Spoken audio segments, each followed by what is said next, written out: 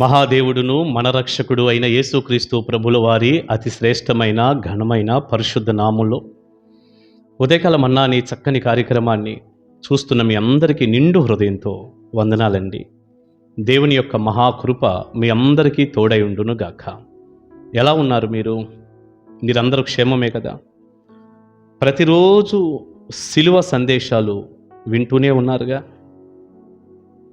సిలువలో ఉన్న విలువ అర్థం చేసుకుంటున్నారుగా, సిలువలో కనపడుతున్నటువంటి ప్రభు అయిన యేసుక్రీస్తు అనే ఆ గొర్రె పిల్లను చూస్తూనే ఉన్నారుగా. మీ స్పందన ఏమిటి?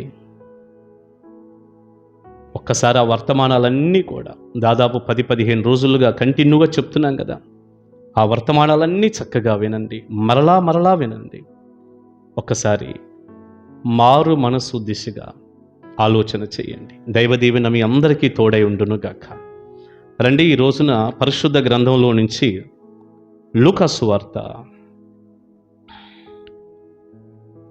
23వ అధ్యాయం 39 నుంచి కొన్ని మాటలు. వ్రేలాడవేయబడిన ఆ నేరస్తులలో ఒకడు ఆయనను దూషించుచు, నీవు క్రీస్తువు గదా, నిన్ను నీవు రక్షించుకొనుము, మమ్మును కూడా రక్షించుమని చెప్పెను. అయితే రెండవ వాడు వానిని గద్దించి, నీవు అదే శిక్షా విధిలో ఉన్నావు గనుక దేవునికి భయపడవా?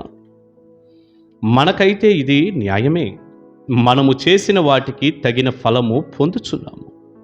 గాని ఈయన ఏ తప్పిదమును చేయలేదని చెప్పి ఆయనను చూచి, యేసు, నీవు నీ రాజ్యములోనికి వచ్చినప్పుడు నన్ను జ్ఞాపకము చేసుకొనమనెను. అందుకు ఆయన వానితో, నేడు నీవు నాతో కూడా పరదేశులో ఉందువని నిశ్చయముగా మీతో చెప్పుచున్నానెను. కనుచూపు మేరల్లో కరుణామయుడు కనపడుతున్నాడు. చేజారిన ఒక గొప్ప అవకాశం సద్వినియోగం చేసుకున్న మరొక గొప్ప అవకాశం. ఇది మనందరికీ తెలిసినటువంటి వాక్యమేగా. కలువరి కొండ మీద యేసయ్యను సిలువ వేసినప్పుడు, సిలువలో కరుణామయుడు ప్రజలందరి కోసం రక్తం కార్చి ప్రాణము పెడుతున్న ఆ సమయంలో ఇద్దరు నేరస్తులు, ఈ ప్రక్కన ఒకళ్ళు ఆ ప్రక్కన ఒకళ్ళు, వ్రేలాడదీయబడ్డారు. వాస్తవంగా మిగిలిన సువార్తలు మనం చదివితే ప్రారంభంలో ఇద్దరు దూషించినట్లుగానే ఉంటుంది. అయితే ఒక వ్యక్తి మార్పు చెందాడు, ఒక అవకాశాన్ని సద్వినియోగపరుచుకున్నాడు. మొదటివాడు ఏం పలుకుతున్నాడయ్యా అంటే, నీవు క్రీస్తువు కదా, నిన్ను నువ్వు రక్షించుకో, మమ్మల్ని కూడా రక్షించు అని. అయ్యో, నేను ఇంత తప్పు చేశానే, చేయకూడని పని చేశాము, దొంగలం మేము, మాకు అసలు ఇది న్యాయమే. కనుచూపు మేరల్లో కరుణామయుడు కనపడుతున్నాడు మా ప్రక్కన. నాకు దొరికిన ఒక గొప్ప అవకాశం ఇది, గొప్ప భాగ్యం. ఆ నాయన్ని వేడుకుంటాను, తప్పకుండా నేను చనిపోయాక ఆయన రాజ్యంలోకి వెళ్ళాలి, ఏ ఆలోచన లేదు. అక్కడుండి కూడా ఈ దొంగ బుద్ధి అలాగే తయారయ్యింది. కొంతమంది అంతేనండి, ఏంటో చచ్చిపోతున్నా కూడా ఆ బుద్ధి మాత్రం మారదు. నేను పాపిని, నేను పొరపాటు చేశాను అనే ఆలోచన మాత్రం రాదు. కన్నపడ్డ వాళ్ళందరికి అవసరమైతే నేను నీతిమంతుణ్ణి, నేను గొప్పవాణ్ణి, నాలో ఏ దోషం పాపం లేదు అన్నట్టుగా పెద్ద నీతిమంతుల్లాగా తిరుగుతూ ఉంటారు. ప్రియులారా, నిజంగా అదొక దురదృష్టం అంతే. బతికి ఉన్నావంటే ఒక అవకాశం ఉందయ్యా అంటూ దేవుడు నాలాంటి సేవకుల ద్వారా ఎంత మాట్లాడుతున్నా అస్సలు పెడచెవుని పెడతారు, చెవుల్లోకి తీసుకోరు. మాకెందుకు క్రీస్తు అన్నట్టుగా. చచ్చిపోతున్నా కూడా అదేందో కింద పడ్డా మాదే పై చెయ్యి అన్నట్టుగా ఒక సామెత ఉందే, మరి సమయంలో అది కరెక్ట్గా సెట్ అవుతుందో లేదో. కొంతమంది అంతేనండి, కింద పడ్డా మాదే పై చెయ్యి. అందుకే ఈ రోజున మనిషి కూడా నాది పొరపాటు, నేను పాపంలో ఉన్నానని చూసుకోలేకపోతున్నాడు. నేను చాలా గొప్ప వ్యక్తిని, నన్ను ఇంకా కిందకు దించండి, బ్రహ్మాండంగా పాపం చేసుకుంటా పోతా, దొంగతనాలు చేసుకుంటా పోతాను అన్నట్ట. ఏంటో ఈ వ్యక్తి అదే చేశాడు. ప్రియులారా, నిజంగా ఒక అమాయకుడు, పిచ్చోడు ఎవరన్నా ఉన్నారు అంటే ఇదిగో ఈ దొంగే. చేజారిన ఒక గొప్ప అవకాశం. కనుచూపు మేరల్లో కరుణామయుడు కనపడుతున్నాడు, కానీ ఈ వ్యక్తికి మాత్రం అసలు దాన్ని ఎలా సద్వినియోగం చేసుకోవాలి అనేది తెలియదు. ఈయనకి అసలు ఆత్మరక్షణ మీద, ప్రభు అయిన యేసుక్రీస్తు వారి మీద అసలు ఏ మాత్రం స్పృహ లేదు, అసలు ఏమీ అయోమయంగా ఉండిపోయాడు. కానీ రెండో వ్యక్తి మనసును ఆశ్చర్యకరంగా మార్చుకొని ఆ మొదటి దొంగని గద్దించి, నువ్వు నోరు మూసుకో, మనకంటే ఇది తగిందే, మనం చేసిన దానికి ప్రతిఫలం పొందుతున్నాం. అంటే ఏంటి అర్థం? మనం దొంగలం, మనం మంచోళ్ళం కాదు, చేసిన దానికి తగిన శిక్ష వచ్చింది. ఎడకొచ్చినా కూడా నీకు బుద్ధి లేకుండా అట్లా మాట్లాడుతున్నావు ఏంది అన్నట్టుగా గద్దించి, వెంటనే యేసయ్య వైపు చూసి అన్నాడు, యేసు. ఏంటి యేసు అంటే? రక్షకుడా. బాబా, నువ్వు రక్షకుడు అయ్యా. నరకాన్ని తప్పించి ఒక వ్యక్తిని పరలోకానికి చేర్చటానికి ఏకైక మార్గం నువ్వేనయ్యా. మేమైతే చేసిన దానికి శిక్ష పొందుతున్నావు, నువ్వు ఏ నేరము చేయలేదు, నువ్వు పరిశుద్ధుడు అయ్యా, నువ్వు దేవుని కుమారుడు అయ్యా, నువ్వు దేవుడు అయ్యా. అన్ని మీనింగ్స్ ఉన్నాయి అతని మాటల్లో. ఎంత చక్కని మాట! యేసు రక్షకుడా. చూసారా ఎట్ట కనిపెట్టాడు? సద్వినియోగం చేసుకున్నాడు సమయాన్ని.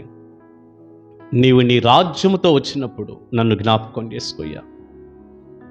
అసలు ఎంత సమయోచితంగా మాట్లాడాడు చూడండి. అందుకే బైబిల్లో ఉంటుంది, సమయోచితంగా పలకబడిన మాట చిత్రమైన వెండి పళ్ళెములో ఉంచబడిన బంగారు పళ్ళ వంటిది అన్నాడు. ప్రియులారా, ఈ రోజునండి తలపండినటువంటి పెద్ద పెద్ద వారిని మనం చూస్తూ ఉంటాం, చాలా పెద్ద వయసు. కానీ విచిత్రం ఏంటంటే అసలు ఏం మాట్లాడతారో వాళ్ళకే. ఇలా మాట్లాడటం ద్వారా నా విలువ పడిపోతుంది, నా స్థాయి తగ్గిపోతుంది, నా వయసుకు కానీ నేను చేసేదానికి కానీ గౌరవం కూడా లేకుండా పోతుంది అనుకోరు. ఏదో నోరు ఖాళీగా ఉందన్నట్టు ఏది పడితే అది మాట్లాడేసి ఉన్న విలువ కాస్త పోగొట్టుకుంటారు. ఈ రోజున మన సమాజంలో చాలామందిని చూస్తున్నాం, యూట్యూబ్లో బోలెడు మందిని చూస్తున్నాం. సమయోచితంగా పలకబడిన మాట. అక్కడ ఎంత చక్కగా మాట్లాడాడో చూడండి. యేసయ్యా, నీ రాజ్యంతో వచ్చినప్పుడు నన్ను జ్ఞాపకం చేసుకోయ్యా అన్నాడు. ఆ ఒక్క మాట ఆయన రక్షకుడని గుర్తించాడు, ఒప్పుకున్నాడు, తాను పాపినని ఒప్పుకున్నాడు. చూసారా, ఇక్కడే ఉంది అసలు రహస్యం. వెంటనే యేసయ్య అన్నాడు, అందుకు ఆయన వానితో, నేడు నీవు నాతో కూడా పరదేశంలో ఉంటావు. ఎప్పుడో కాదు, ఇప్పుడే నిన్ను పరదేశకు తీసుకెళ్తానని యేసయ్యతో పాటు పరదేశంలోనికి వెళ్ళినటువంటి వ్యక్తిగా ఆ దొంగ మనకు కనపడుతున్నాడు. ప్రియులారా, నిజంగా అసలు ఏమి ధన్యత అండి అసలు అయింది. కొంత సమయం, చివరి క్షణాలవి, చచ్చిపోయి నరకానికి వెళ్ళిపోయేవాడే, కానీ యుగ యుగాలు దేవునితో ఉండే భాగ్యం. యేసయ్యతో కలిసి నాతో కూడా అన్నాడు యేసయ్య. యేసయ్యతో కలిసి పరదేశంలోకి వెళ్ళిపోయాడు. అసలు ఎంత ధన్యత అసలు అది! నాకైతే అసలు ఆశ్చర్యంగా ఉంది. కరుణామయుడు కనుచూపు మేరల్లో కనపడినప్పుడు ఏం మాట్లాడాలి, ఎలా స్పందించాలి, ఏంటనేది తెలుసుకున్నాడు అతను. అతని ఆత్మ రక్షింపబడిపోయింది, నిత్యజీవానికి వారసుడయ్యాడు. ప్రియబిడ్డ, ఈ రోజును కూడా యేసయ్య నీకు చాలా సమీపంగా ఉన్నాడు. దైవ సేవకులు దేవుని వాక్యాన్ని సువార్త రూపంలో బోధిస్తూ దేవునితో సమాధాన పడండి, రక్షింపబడండి, నరకాన్ని తప్పించుకోండి, పరలోకానికి రండి అని దేవుని మాటను నోరే బోరగా చేసుకొని మాట్లాడి మాట్లాడి అరిచి అరిచి చెప్తున్నారు. యేసయ్య నీకు చాలా సమీపంగా ఉన్నాడు. ఇంత సమీపంగా కనుచూపు మేరల్లో నీకు కనపడుతున్నటువంటి యేసయ్యను తృణీకరించి వద్దనుకొని, మాకు అవసరం లేదనుకొని, మా దేవుడు కాదు అనుకుంటూ చనిపోయాక నరకానికి వెళ్ళొద్దని ఇది ఒక దైవజనుడిగా నేను కూడా ఈ వాక్యాన్ని బట్టి ప్రేమతో చెప్తున్నాను. ఇప్పుడే ప్రభు అయిన యేసుక్రీస్తునందు విశ్వాసం ఉంచు. ఇప్పుడే యేసు ప్రభువుని మీ హృదయంలోకి చేర్చుకోండి. మొదటి దొంగ చేసిన తప్పు మీరు చేయకండి.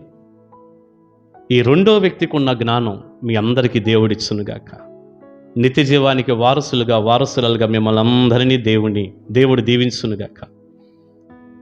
కరుణామయుణ్ణి కలదనుకోరుగా దైవాశీస్సులు మీ అందరికి ఉండునుగాక. ప్రార్థన. పరిశుద్ధుడా, ప్రేమగల తండ్రి, విత్తబడిన చక్కని సందేశం మీ పిల్లలకు దీవెనకరంగా మార్చండి, ఆశీర్వదించండి, తోడుగుండండి. ఈ వర్తమానపు దిశగా మీ పిల్లలు సిలువలో వ్రేలాడుతున్న మిమ్మల్ని చూసి పశ్చాత్తాపడి సొంత రక్షకుడిగా మిమ్మల్ని అంగీకరించటానికి, నిత్య రాజ్యానికి రావటానికి సహాయం చేయండి. సమయోచితంగా మాట్లాడి సరైన రీతిలో స్పందించి పశ్చాత్తాపడి మీతో కూడా పరదేశంలోకి వచ్చిన ఈ దొంగలాగా ప్రతి ఒక్కరూ ఉందురుగాక. నాయనా, జార విడుచుకున్నాడు ఒక వ్యక్తి, అలా ఎవ్వరు ఉండొద్దు. మీతో సమాధానపడే కృప దయచేయండి. ఈ వర్తమానాన్ని అనేక ఆత్మల రక్షణార్థమై వాడుకోమని వేడుకుంటూ ప్రతి బిడ్డను, కుటుంబాన్ని దీవించమని యేసయ్య నామాని ప్రార్థన మనవులు అడుగుచున్నాము తండ్రి.